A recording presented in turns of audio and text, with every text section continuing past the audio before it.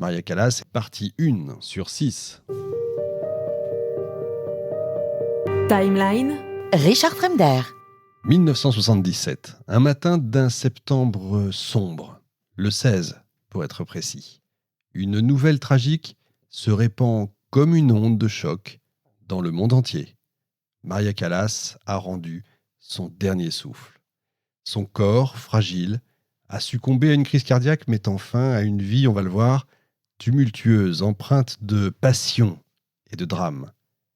L'annonce de sa mort plonge le monde dans une profonde tristesse. Les médias se précipitent pour rendre hommage à cette voix qui a enchanté les foules, brisé les cœurs. Les amoureux de l'opéra se souviendront toujours de cette immense diva dont la voix sublime et les émotions brutes ont transcendé les frontières de l'art. Le rideau s'est donc définitivement refermé sur la vie de Maria Callas, laissant derrière elle un héritage musical inégalé. Sa voix continue de résonner, paraît-il, dans nos cœurs, rappelant l'époque dorée de l'opéra et l'immense talent de cette femme légendaire. Maria Callas, une étoile qui a brillé intensément, mais dont la lumière éternelle va continuer de nous guider vers les sommets de l'art lyrique. Avec Jean-Claude Maury, évidemment, nous allons vous raconter l'histoire fascinante de cette diva parmi les divas dont la vie s'est déroulée dans l'éclat et la tragédie du XXe siècle. Nous allons voyager ensemble, surtout Jean-Claude, avec sa voix, c'est lui qui va nous raconter ça, dans les années 1940, 1950, une époque où l'Europe se remet encore, vous le savez, des cicatrices de la Seconde Guerre mondiale. Au milieu de cette tourmente, va naître une voix qui va ensorceler, je vous le disais, le monde entier. Maria Callas est née à New York en 1923, on va le voir. Elle était destinée à devenir une icône de l'opéra. Avec sa voix puissante et expressive, elle évoque pour les contemporains des émotions profondes et elle va transmettre des histoires de passion, de douleur et de désir sur les plus grandes scènes du monde. Mais on va le voir aussi, derrière ce talent immense se cache une âme tourmentée. Des amours tumultueuses, des rivalités brûlantes, des tragédies personnelles ont jalonné son chemin. Son mariage avec Giovanni Battista Mengoni, son amour passionné pour Aristote Onassis, on va voir tout ça avec évidemment les tabloïds et les conversations mondaines de l'époque. Elle a révolutionné l'opéra, on peut le dire réellement. Elle a façonné un héritage intemporel qui continue encore de nous captiver aujourd'hui. La preuve, puisqu'on en fait une émission. Préparez-vous à plonger donc avec nous, avec Jean-Claude Maury et sa voix inimitable, à lui aussi, dans le monde envoûtant de Maria Callas, où la musique, la passion et les drames se sont entremêlés pour créer une histoire inoubliable.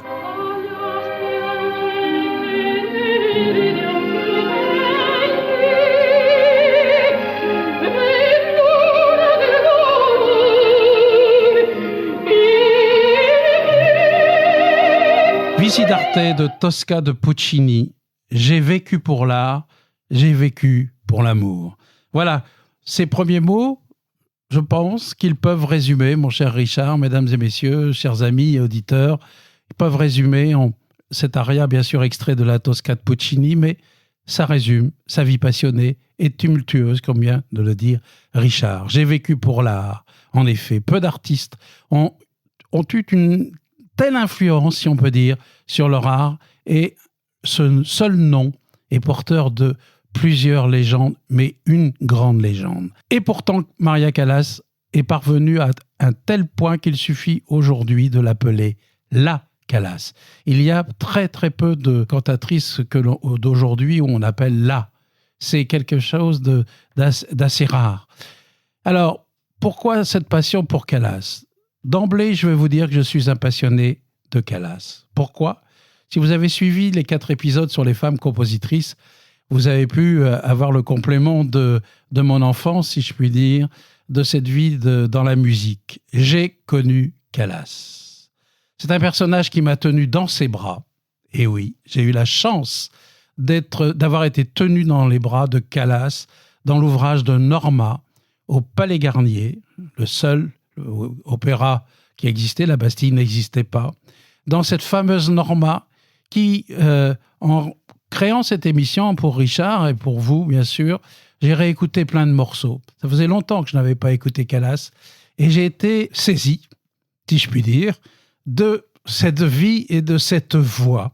On aime ou on n'aime pas Calas. Ce qu'on va voir d'elle, c'est une vie un peu spéciale, un peu abrupte. Des phrases que j'ai pu trouver à droite et à gauche. Ne cherchez pas dans cette chronique que l'on va faire ensemble avec Richard de parler de beaucoup de tous les scandales. J'en parlerai parce que malheureusement, je dis bien malheureusement, vous allez découvrir des vérités. Il y en a énormément qui ont été écrites, vraies ou fausses, mais surtout pour détruire ce mythe de la Calas. Elle a été un mythe, elle ne l'a pas cherché. Elle m'a tenu dans ses bras dans Norma, cet ouvrage qui l'a fait, qui l'a construit, et cet ouvrage qui l'a fait mourir. Car j'ai vécu à l'Opéra de Paris sa déchéance, si je puis dire.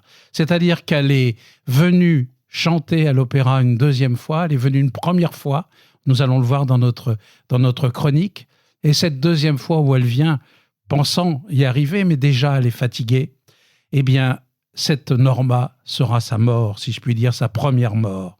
Car à partir de ce jour, à part des concerts qu'elle donnera à droite et à gauche, elle ne montera jamais plus sur une scène pour un opéra.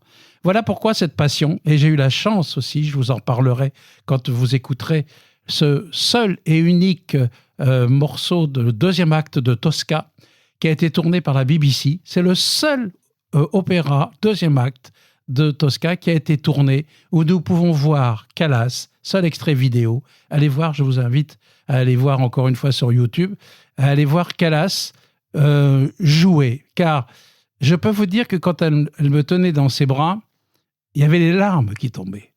C'était quelque chose d'inimaginable. Et quand j'ai vu Calas dans Tosca avec Tito Gobbi, j'ai eu la chance, dans Le Trou du Souffleur, ma sœur chantant a débuté sa carrière dans les chœurs de l'Opéra de Paris en tant que soprano avant, et elle a aidé Calas, elle avait un petit rôle avec Calas dans Norma, Calas étant myope, et quand elle ne supportait pas ses verres de contact, soit on lui mettait du parfum sur un mouchoir pour qu'elle puisse se diriger vers le parfum qu'elle sentait, ou alors quelqu'un la dirigeait, ou le chef d'orchestre avait, avec sa baguette, une battue spéciale. Georges Prête, qui dirigeait souvent avec les mains, quand il dirigeait Calas, prenait sa baguette pour la diriger dans la lumière, et 2 projecteurs étaient bien braqués sur la fosse d'orchestre pour qu'elle voie le chef, pour, si vous voulez, mettre le milieu de celle-ci et diriger à droite et à gauche. Petite anecdote, on parlera un jour dans Traviata, quelqu'un a balancé un bouquet, au lieu d'un bouquet, c'était en fin de compte une botte de radis. C'était méchant, mais elle n'a pas vu ce que c'était. Elle a ramassé la botte de radis. Alors on ne saura jamais si elle l'a fait exprès, mais elle l'a pris comme si c'était un bouquet de fleurs. C'est des anecdotes, voilà ce que je veux vous raconter. Et pour terminer, et avant de rentrer dans le vif du sujet, je n'ai jamais oublié dans ma vie, même de scénographe et de metteur en scène, d'avoir vu ce deuxième acte de la Tosca. J'essaierai, avec notre ami Philippe, que vous écoutiez même sa respiration quand elle tue Scarpia, donc l'homme qui fait souffrir et qui lui fait croire qu'il va sauver son amour si elle se donne à lui, bien sûr. C'est Tosca, c'est l'histoire de Tosca, une histoire calculée à peu près sur des faits divers réels, puisque c'est à ce moment-là que Napoléon rentre dans Rome. Les tambours sont même exprimés dans la musique de Puccini. Et elle pose, et là elle pleure, elle tremble, elle est complètement en sueur, elle est en transe. Et tout ça quand elle pose les chandeliers, parce qu'elle est catholique dans l'ouvrage, mais elle l'est aussi, elle pose comme si elle avait tué Tito Gobbi, l'extraordinaire Tito Gobbi, et elle pose ce crucifix, elle le lâche comme si c'était un serpent, et on l'entend quand elle cherche autour de la pièce, dans la mise en scène, elle cherche dans ce décor, elle cherche le laisser-passer, et elle le trouve dans la main du bord. La façon dont elle ouvre la main pour reprendre le laisser-passer et s'enfuir après, quand elle ne s'enfuit pas, elle veut, d'un seul coup, elle voit les chandeliers, et c'est son côté. Et ça, c'était la tragédie de Calas. Avant Calas, c'était chanteur, ténor, ou chanteuse lyrique, c'était poteau, Georges Thiel, je chante face au public, point final, mise en scène. C'était le problème de Pavarotti.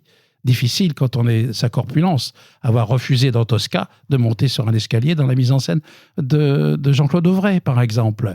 Et ça, c'est Tosca avec Calas. eh bien, elle avait appris avec Séraphin, ce fameux chef d'orchestre qui a fait 7 Calas dont on va vous parler, eh bien, elle avait déjà dans sa tête, quand elle chantait, elle savait déjà le mot qui allait suivre, la phrase musicale.